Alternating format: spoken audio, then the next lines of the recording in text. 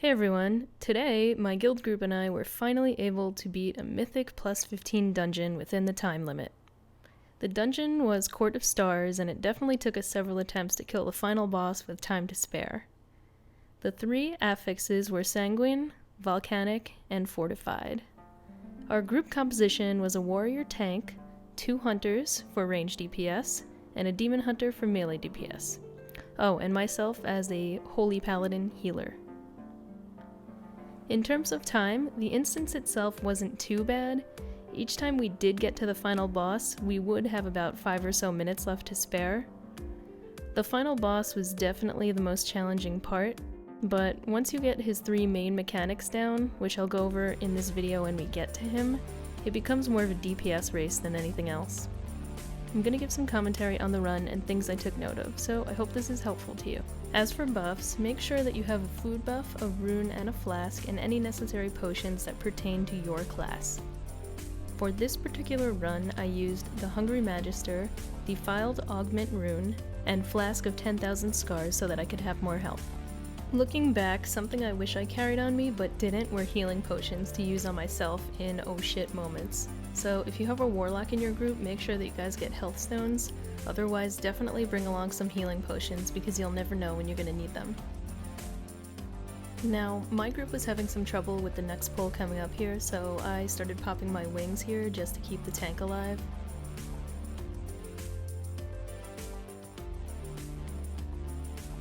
For this construct, make sure that your group has a rotation for interrupts with charging station, or else it could result in a wipe.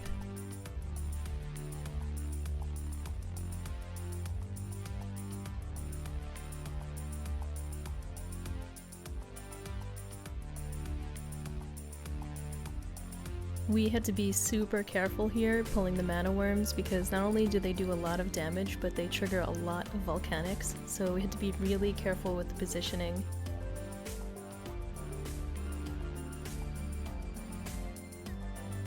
I used my Hammer of Justice anytime I could on a mob just to help with crowd control.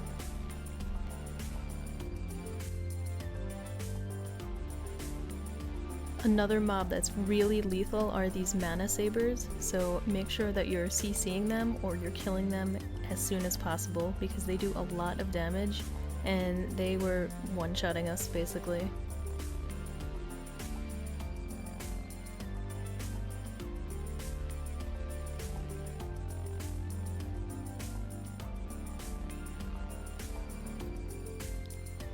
These pulls of 3 coming up, we definitely CC'd each time. They are really tricky.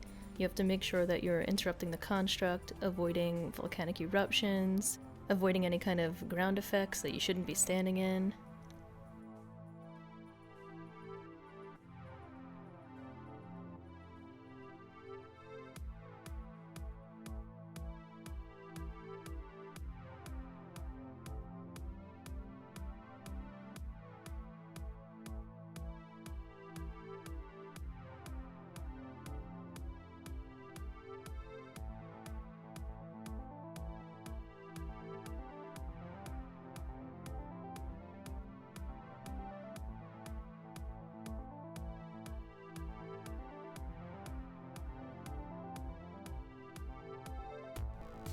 For the boss coming up, we were able to poison the flask, so that helps save some time.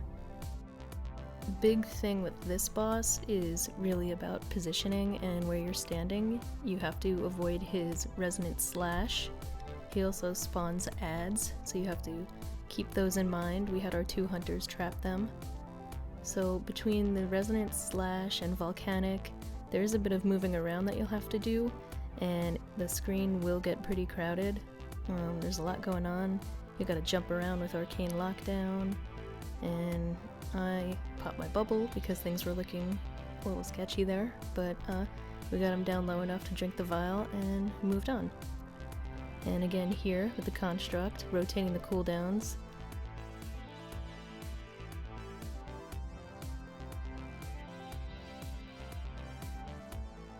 Again, I use my Hammer of Justice here to stun him.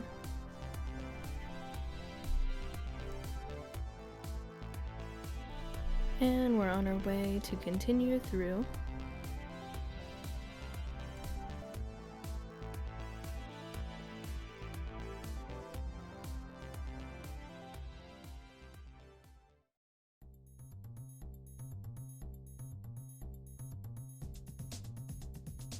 These imps are also really dangerous, just like the mana worms that I explained before, so try to kill them as soon as possible, and if you have any cooldowns on healing, don't be afraid to use them.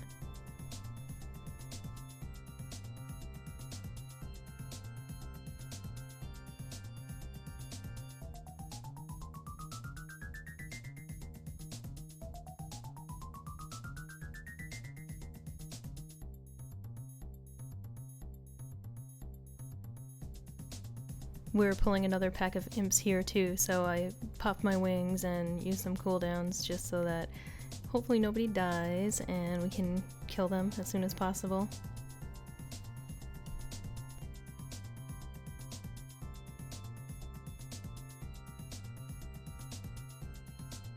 One of our hunters died here. It looks like to volcanic, so again, when there's a lot going on the screen, it's really hard to keep track of volcanic.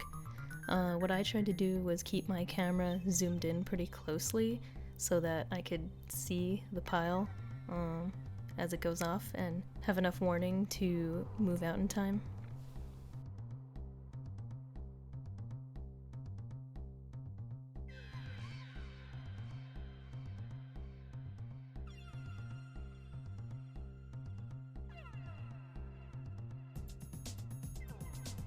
Here's another mob of 3, and you gotta be really careful. As you can see, our demon hunter went splat, and then the other hunter went splat, and I popped my bubble because I was about to go splat.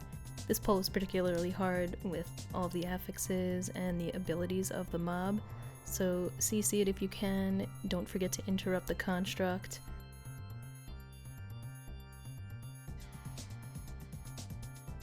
Towards the end there you could see that I KO as well. Fortunately the mob was almost dead, so it didn't cause a wipe, and I spawned right nearby where the group was, so all good.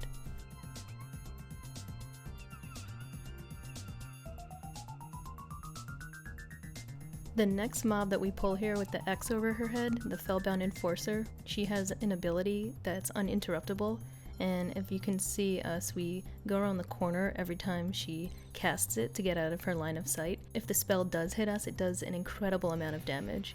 So it really saves on healing and allows the pull to go a lot more smoothly.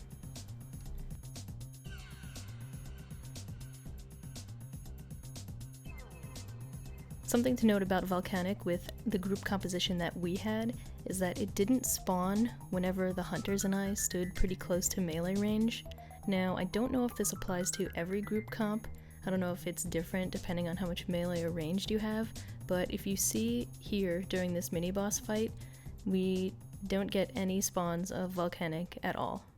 So that's something to keep in mind too when you do have Volcanic as one of your affixes.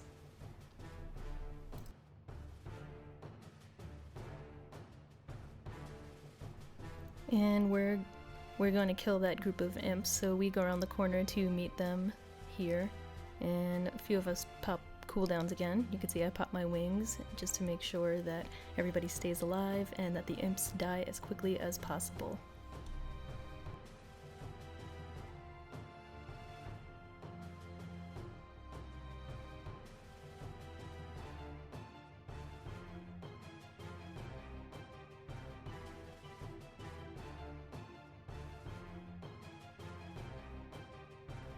The next pull coming up is another Fellbound Enforcer, so again, we use line of sight to avoid her uninterruptible cast to ensure that we do not take a lot of party damage.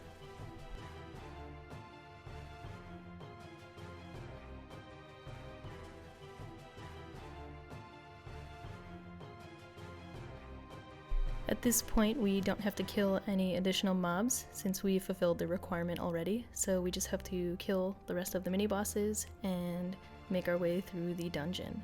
If you look here again, the hunters and I are in melee range, and there are no instances where Volcanic spawns. I'm gonna speed it up a bit here just because we're killing the last 2 mini-bosses, but again, stay behind both of them and stay close together in melee range, and you shouldn't get any Volcanic spawns.